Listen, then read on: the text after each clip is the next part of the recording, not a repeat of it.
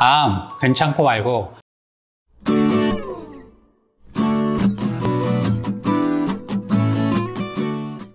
안녕하세요. 닥터 이재순의 암과 면역 이야기입니다. 오늘은 암과 면역 치료에 대한 이야기를 드려볼까 합니다. 면역 치료에 대한 말씀을 드리기 전에 면역이 무엇인지에 대한 말씀을 드려보겠습니다. 이제 우리 몸을 하나의 나라에 비유를 했을 때 면역 체계는 군대에 비유를 많이 합니다. 우리 몸에 외부의 적군이 침입을 하는 거예요. 이제 외부의 적군이라는 거는 뭐 세균, 바이러스, 혹은 우리 몸에 생긴 이상세포, 암세포 등을 적군이라고 하면, 이런 적군이 침입을 했을 때 우리 몸의 군대인 면역세포들이 이런 적군에 맞서서 싸우고 물리치는 거를 이제 우리 몸의 면역이라고 하는 거죠. 그렇다면 여태까지 왜 암 치료에는 이런 면역체계, 면역치료가 잘 적응이 되지 않았던 걸까? 사실 전에 한번 말씀드렸던 것처럼 암세포라는 거는 뭐 세균이나 바이러스처럼 외부에서 들어온 어떤 외부적 요인이 아니라 우리 몸에 있던 정상세포, 자가세포가 변형을 일으킨 겁니다.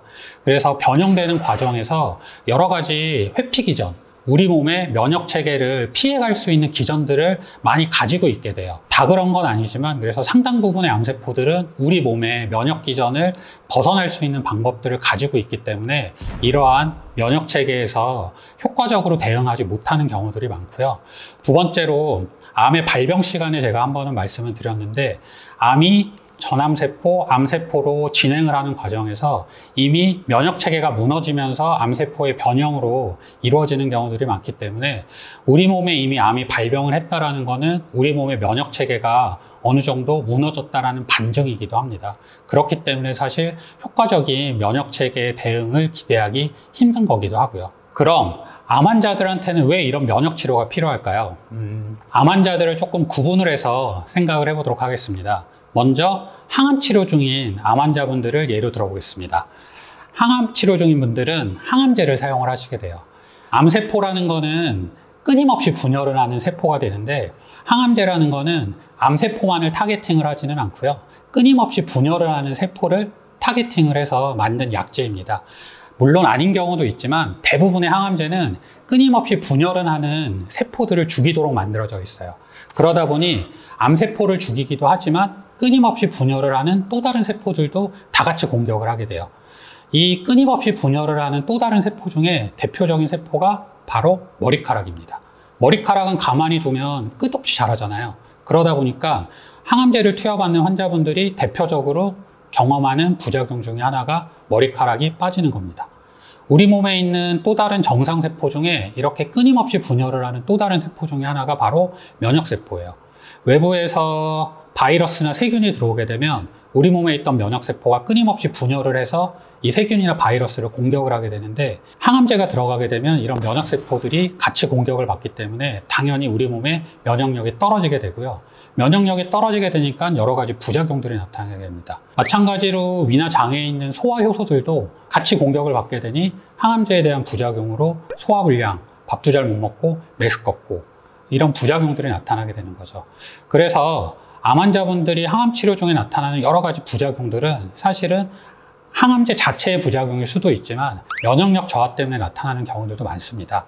그래서 암 환자분들 같은 경우는 면역 치료를 같이 받게 되면 이러한 부작용들이 완화되는 부가적인 효과들을 기대할 수 있기 때문에 암 환자분들 중에 항암 치료 중인 분들은 면역 치료를 같이 받는 것들이 도움이 됩니다.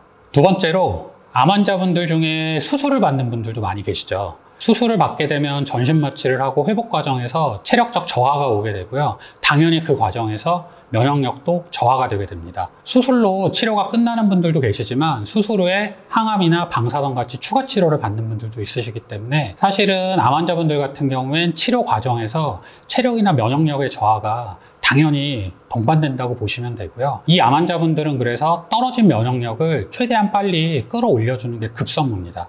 많은 환자분들이 가장 많이 재발을 하는 시기가 암 치료 완치 후 6개월에서 1년이에요.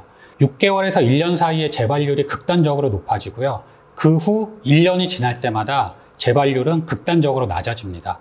그래서 대부분의 암들은 5년이 지나서까지 재발을 하지 않으면 조심스럽지만 완치 판정을 내리게 되는 거예요. 왜 6개월에서 1년 사이에 재발률이 극단적으로 높아지느냐? 면역력이 떨어지는 것과 무관하지 않습니다. 오늘은 암과 면역 치료, 암 환자분들한테 면역 치료가 필요한 이유에 대해서 말씀을 드렸습니다. 암 환자분들한테 면역 치료는 여러 가지 부작용을 경감시켜주고 재발률을 극단적으로 낮춰주고 나아가 일상생활로서의 기능 회복에 도움이 되기 때문에 반드시 필요한 치료라고 할 수 있습니다. 이상 암과 면역 이야기의 이재순이었습니다. 감사합니다.